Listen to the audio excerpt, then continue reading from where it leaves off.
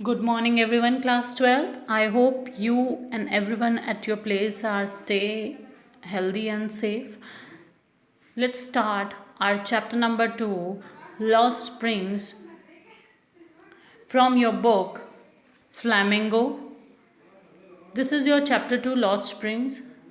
So here this chapter is a story of stolen childhood. So here lost spring, this word means lost. Lost means kho jana, and spring here means the childhood or the innocence, the happiness, the joy of the childhood. This chapter is written by author Anais Jung in 1964, was born in Rourkela and spent her childhood and adolescence in Hyderabad. She received her education in Hyderabad and in the United States of America. Her parents were both writers.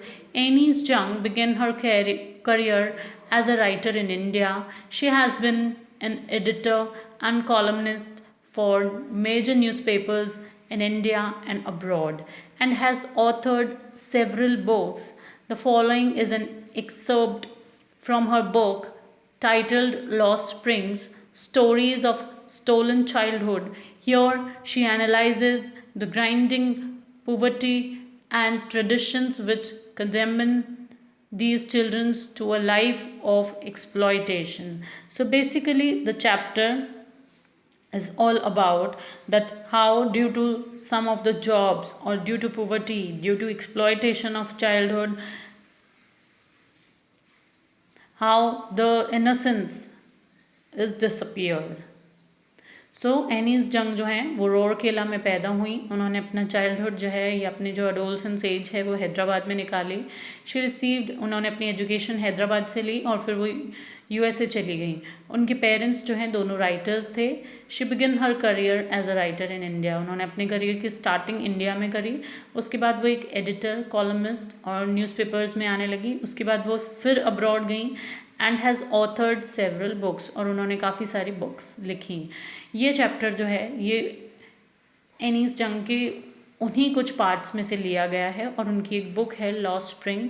उसका ये chapter है stories of stolen childhood, कि कैसे बचपन जो है due to poverty और due to family conditions वो छिन जाता है. Here she analyses the grinding poverty and traditions, कैसे जो ट्रेडिशंस और पॉवर्टी होती है वो एक बच्चे की लाइफ को कैसे एक्सप्लॉइट कर देती है.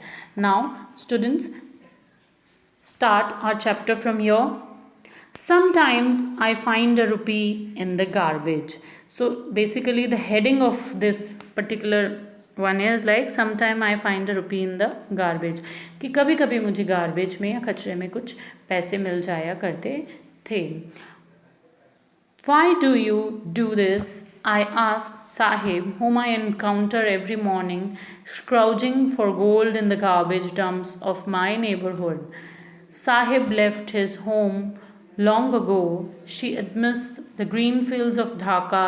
His home is not even a distant memory. There were many storms that swept away their fields and homes. His mother tells him that's why they left, looking for gold in the big city where he now lives. So why do you do this? जो एनीस जंग है, जो authoress है chapter की, she asked that thing to a boy, why do you do this, तुम ये सब क्यों करते हो. Asked Saheb whom I encounter every morning, ऐसा उसने एक बच्चे साहिब से पूछा जिससे वो डेली मिलती थी. And that boy is scrounging, वो कुछ ना कुछ ढूंढता रहता था. For gold in the garbage dumps of my neighbourhood, उनके पड़ोस में जो गार्बेज का heap of garbage is over there वो ढूंढता रहता था. उसी को एनीस जो हैं उसी में वो उसी डंप में वो फाइंड आउट करता था कि कहीं उसे कुछ इम्पॉर्टेंट या पैसे मिल जाएं. Sahib left his home long ago, Sahib ने अपना घर काफ़ी समय पहले छोड़ दिया.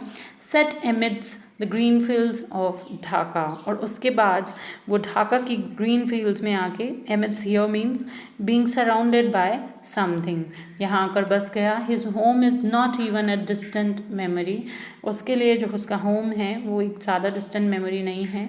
देर were many storms that swept away their fields and homes, बहुत सारे स्टॉर्म्स वहाँ पर आए थे जिसकी वजह से उनके घर, उनके खेत खलिहान सब खराब हो गए। And his mother tells him, और उसकी मदर ने उसे कहा, दैट्स वाई दे लेफ्ट, इसीलिए वो वहाँ से ढाका को छोड़ कर यहाँ आ गए। Looking for gold in the big city where he now lives, और अब वो इस बिग सिटी में गोल्ड की तलाश में या फिर पैसे की तलाश में रहते हैं। So in this chapter, Lost Spring, you can say that lost childhood. There were two themes in this chapter. The first one is the poverty, and the second one is the child labor. So let's move on. I have nothing else to do, he mutters, looking away. तो जब author उससे पूछती हैं authoress that what do you do, why do you do this, तो वो कहता है nothing else, मैं ऐसा कुछ नहीं कर रहा हूँ, और इधर उधर देखता है। Go to school I said glibly, realizing immediately how hollow the advice must sound. So here जो ऑथरेस हैं वो एडवाइस कर देती हैं अचानक से कि go to school I said glibly, glibly means spoken in a smooth और फ्लुएंट मैनर, या बिना सोचे समझे ऑथरेस उसे एडवाइस कर देती है कि तुम पढ़ो, स्कूल क्यों नहीं जाते हो, ये सब काम क्यों करते हो। Realising immediately how hollow the advice must sound, और इमीडिएटली उसे पता चलता है कि उसकी एडवाइस जो है that is there is no use of that advice.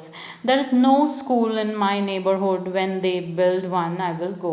So Sahib उसे आंसर देता है ऑथरेस को कि okay I will go to school but there is no school in my neighborhood, and when there will be a school in my neighborhood somebody will construct, then I will surely go to my school. Next page number, students, that is page number 14 of your book Flamingo. If I start a school, will you come? I ask, half joking. Yes, he says, smiling broadly. A few days later, I see him running up to me. Is your school ready?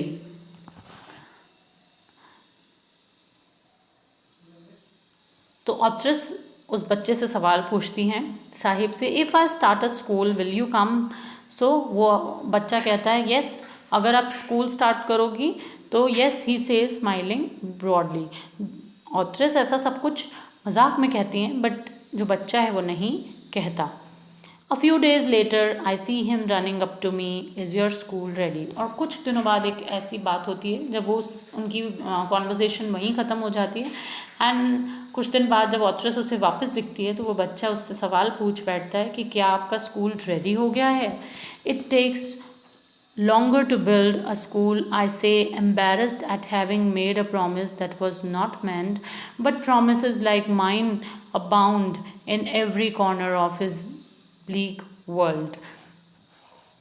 जो इस line में authoress explain करना चाहती हैं वो ये है कि it takes longer to build a school. वो बच्चे को ये कहती हैं, जब बच्चा उनसे सवाल पूछता है साहिब कि आपका स्कूल रेडी है, तो वो बच्चे को ये कहती हैं कि एक स्कूल को बिल्ड करने में बहुत टाइम लगता है, बहुत चीज़ें लगती हैं। आई से embarrassed eight having made a promise that was not meant. अब ऑथरेस को बहुत एम्बेरस और बहुत ही गिल्टी फील हो रहा था कि उन्होंने एक बच्चे से ऐसा प्रॉमिस करा जो कि वो कभी पूरा नहीं कर सकती। But promises like mind abound in every corner of the bleak world. लेकिन इस तरीके के प्रोमिसेस जो हैं वो इस वर्ल्ड में, या जो ऐसा वर्ल्ड है जिसमें द ब्लीक नॉट इनकरेजिंग और हेल्पफुल सिचुएशन, ऐसी सिचुएशन में या इस वर्ल्ड में होते रहते हैं। After months of knowing him I ask his name and Sahib Alam he announces. और कुछ महीने उस बच्चे को जानने के बाद ऑथरेस उससे उसका नाम पूछती हैं, that what is your name. Then the child replies that, or he announces that Sahibe Alam. He does not know what it means. If he knows its meaning, Lord of Universe, he would have a hard time believing it. उस बच्चे को शायद अपने नाम का meaning नहीं पता होगा, because he is a literate kind of a person. लेकिन अगर शायद उसे अपने नाम का मतलब पता होता कि उसके नाम का मतलब है लॉर्ड ऑफ यूनिवर्स, इस ब्रह्मांड का देवता या राजा, he would have hard time believing it, उसे बहुत समय लगता है ये सब कुछ बिलीव करने में। Unaware of what his name represents he Rome the street with his friend, अपने नाम का मतलब जाने बिना ही वो स्ट्रीट्स पे यूं ही अपने फ्रेंड्स के साथ is roaming here and there.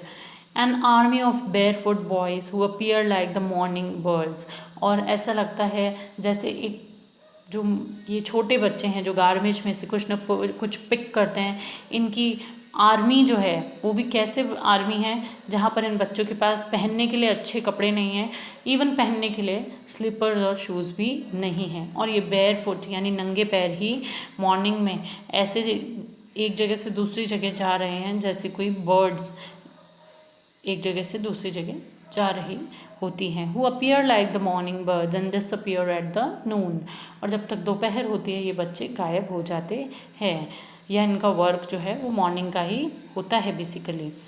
Over the months I have come to recognise each of them, और जैसे जैसे महीने बीतते जाएंगे मैं इन सबको पहचानने लगूंगी, या फिर वो उन सबको पहचानने लगी थी।